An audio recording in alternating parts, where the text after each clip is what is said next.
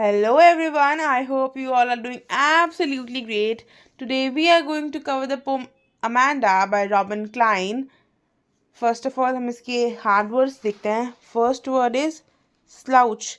Slouch का मतलब होता है कमर झुका करके या झुक करके बैठना. Another word is languid. Languid का मतलब होता है शांत, है ना. Another word is tranquil. Tranquil का मतलब भी शांति होता है, ठीक है. Moving to the next word that is sulk. Sulk का मतलब होता है रूठ जाना या नाराज होना. And last word is nag. Nag का मतलब होता है ताने मारना या डांटना या टोकना बार बार में, ठीक है. अब हम देखते हैं इस पोम में है क्या. ये पोम है किस बारे में.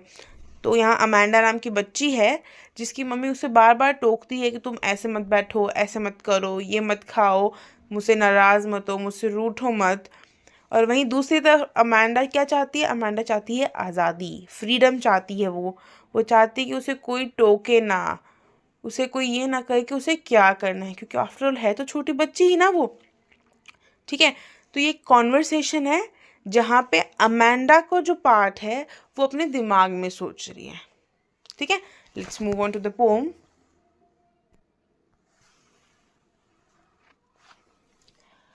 Don't bite your nails, Amanda. Don't hunch your shoulders, Amanda. Stop that slouching and sit up straight, Amanda. अपने नाखून मत खाओ, अमांडा, और अपने कंधों को झुकाओ मत, अमांडा. कमर झुका कर के मत बैठो और सीधे बैठो, अमांडा. ये उसकी मम्मी उसे ऑर्डर्स दे रही है, उसे टोक रही है कि तुम इस तरीके से मत बैठो और अपने नाखूनों को मत खाओ, कमर सीधी करके बैठो. वहीं दूसरी तरफ अमांडा क्या बोल रही है वो सेकंड स्टैंजा में है. There is a languid emerald sea where the sole inhabitant is me, a mermaid drifting blissfully. अब अमांडा क्या सोच रही दिमाग में कि वहाँ पे एक ओशन होगा जो बहुत शांत होगा, एक समुद्र होगा, एक सी होगा जो ग्रीन, एमरल्ड ग्रीन कलर का होगा और बहुत शांत होगा. और वहाँ की सोल इनहैबिटेंट, वहाँ की अकेली निवासी कौन होगी. मैं होंगी, एक मरमेड जो कि ड्रिफ्टिंग कर रही होगी, यानी कि डुबकियाँ लगा रही होगी बहुत खुशी से, बहुत ब्लिसफुली, ठीक है. अब आगे उसकी मम्मी क्या बोलती है उसको. Did you finish your homework, Amanda. Did you tidy your room, Amanda. I thought I told you to clean your shoes, Amanda. अब उसकी मम्मी कह रही है कि क्या तुमने अपना होमवर्क फिनिश किया, क्या तुम अपना रूम साफ़ किया, और मैंने शायद तुम्हें तुम्हारे लिए जूते साफ़ करने को कहा था, अमांडा. तो यहाँ उसकी मम्मी उसे ऑर्डर्स दे रही है, उसे बता रही है कि उसे क्या क्या काम करने थे. तो अमांडा दूसरी तरफ अपने दिमाग में क्या सोच रही है. I'm an orphan roaming the streets. I pattern soft dust with my bare feet. The silence is golden, the freedom is sweet.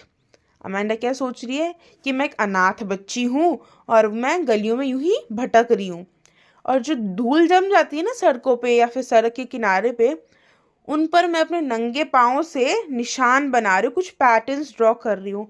और सोच रही कि शांति, साइलेंस जो ना वो बहुत ही सुकून भरी होती है, आज़ादी बहुत अच्छी होती है, ठीक है. आगे उसकी मम्मा उसको क्या बोल रही है. Don't eat the chocolate, Amanda.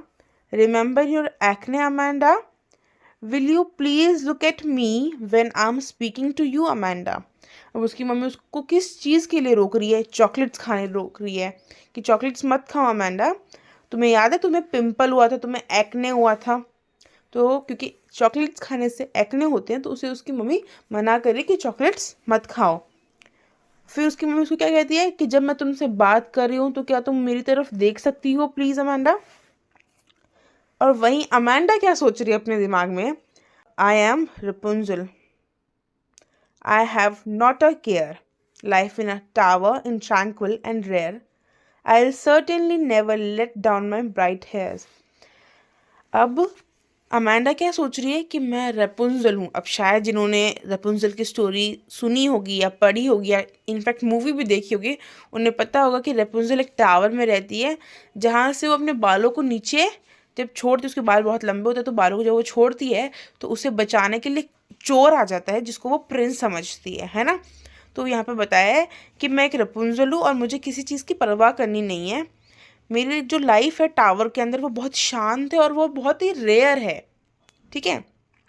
और मैं अपने बालों को कभी उस टावर से नीचे नहीं डालूंगी, नीचे नहीं फेंकूंगी कि मुझे कोई बचाने के लिए आ जाए, है ना। Stop that sulking at once, Amanda. You're always so moody, Amanda. Anyone would think that I nagged at you, Amanda. अब उसकी मम्मी क्या कह रही है कि तुम रूठना बंद करो अमेंडा, तुम बहुत मूडी हो, है ना। और अगर तुम ऐसे करोगे तो किसी को भी ये लगेगा कि मैं तुम्हें टोक रही हूँ, जबकि उसकी मम्मी को ये रियलाइज नहीं हो रहा है कि वो सच में उसे टोक रही है। So this is the pome between a mother and the daughter, जहाँ पे बताया जा रहा है कि अगर हम बच्चों को बार बार टोकेंगे तो शायद हम उनसे उनकी आज़ादी छीन लेंगे। हाँ, टोकना अच्छी बात है, डिसिप्लिन में रहना अच्छी बात है, लेकिन एक लिमिट तक, क्योंकि बाद में जब बच्चे बड़े हो जाएंगे तो वो अपने आप सीख जाएंगे, पर उनका जो बचपन है वो उन्हें वापस नहीं मिलेगा। I hope you all understood the poem. Thank you so much. Have a great day. Bye bye.